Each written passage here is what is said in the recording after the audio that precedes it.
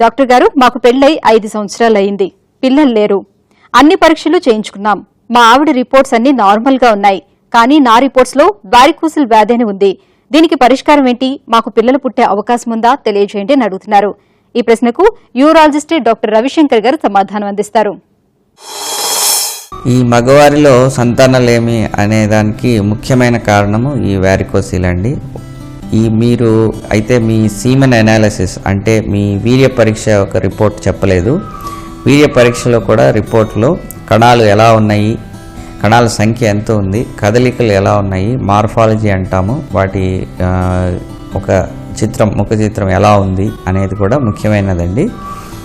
ఇవి మరియు వీటి ఆధారితంగా మీకున్న వారికోసిల్. ఈ వారికోసిల్ అనగా ఈ టెస్టిస్ వృషణాలకి వెళ్ళే రక్తనాళాలు, రక్తం తీసుకువెళ్ళేదాన్ని టెస్టిక్యులర్ ఆర్టరీ అంటాము. రక్తాన్ని వెనక్కి తీసుకువెళ్ళి గుండెకి తీసుకెళ్లేదాన్ని టెస్టిక్యులర్ వెయిన్స్ అంటాము. అవి ఒక బంచ్ లాగా ఉండి ఒక గ్రూప్ ఫామ్ అవుతాయి, పాంపినిఫామ్ ప్లెక్సస్ అంటాము. అందులో ఉండే రక్తనాళాలు వాపు ఉంటే దాన్ని వారికోసిల్గా పరిగణిస్తాము. ఈ వారికోసిల్ అనే దానిలో కొన్ని గ్రేడ్లు ఉంటాయండి. గ్రేడ్ 1, గ్రేడ్ 2, గ్రేడ్ 3 అంటాము. అంటే ఆ స్థాయి, ఆ వారికోసిల్, ఆ రక్తనాళాల వాపు అనే దానికి స్థాయి ఉంటుందండి. ఈ వారికోసిల్ ఉండి సీమెన్ పారామీటర్స్ అంటే వీర్యంలో ఉండే కణాల సంఖ్య కానీ కదలికలు కానీ తక్కువగా ఉన్నప్పుడు ఈ వారికోసిల్ని మనము ఒక శస్త్రచికిత్స ద్వారా కరెక్ట్ చేసినప్పుడు ఈ కణాల సంఖ్య కానీ కదలికలు కానీ పెరిగే అవకాశం బాగుంటుందండి.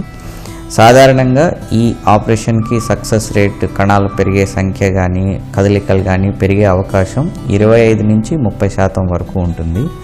కాబట్టి మీకున్న సమస్యకి ఈ వారికోసిల్ ఆపరేషన్ ద్వారా చికిత్స చేయించుకున్నట్టయితే మీకు కణాల సంఖ్య కదలికలు పెరిగే అవకాశాలు మెండుగా ఉంటాయి. ఒకసారి కణాల సంఖ్య లేదా కదలికలు పెరిగితే అందులో అలాంటి వారిలో కూడా 25 నుంచి 30% వరకు కూడా ఈ వారికోసిల్, ఈ పిల్లలు పుట్టే అవకాశం, ఫెర్టిలిటీ రేట్ అంటాము, అది ఉంటుందండి.